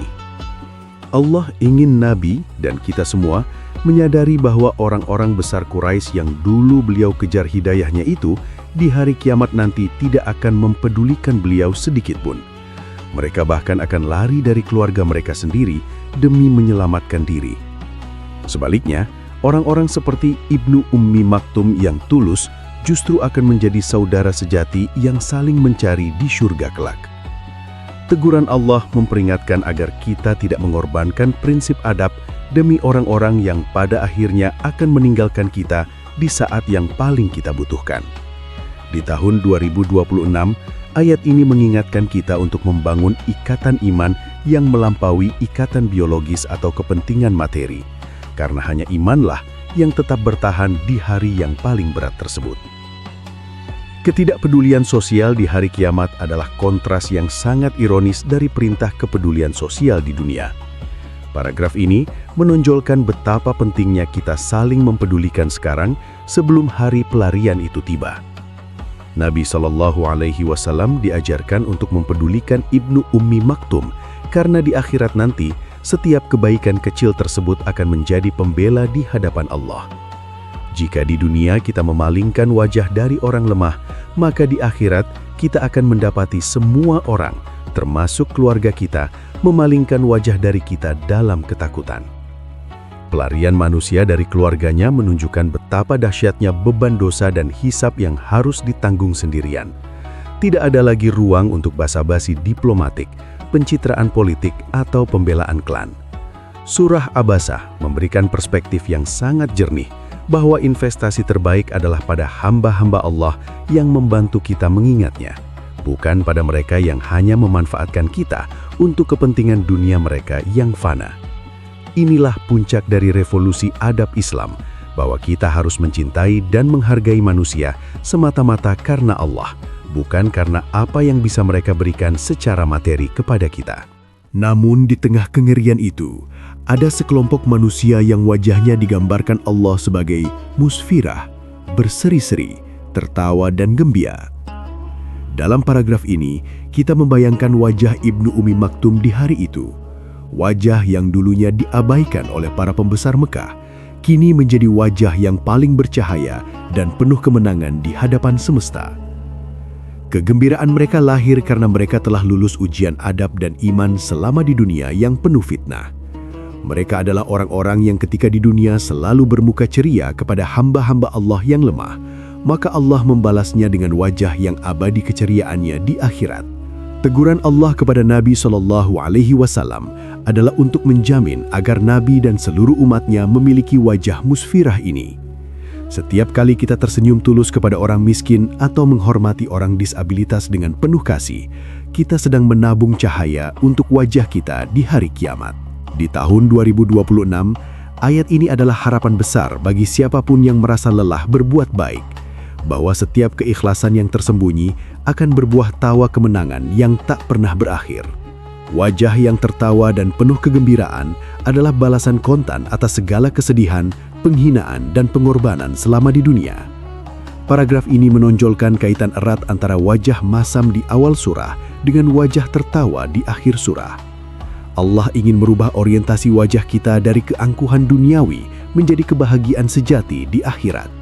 Bagi Ibnu Ummi Maktum, Kegelapan matanya di dunia hanyalah tirai singkat menuju pemandangan syurga yang membuatnya tertawa kegirangan karena ia bisa melihat Tuhannya.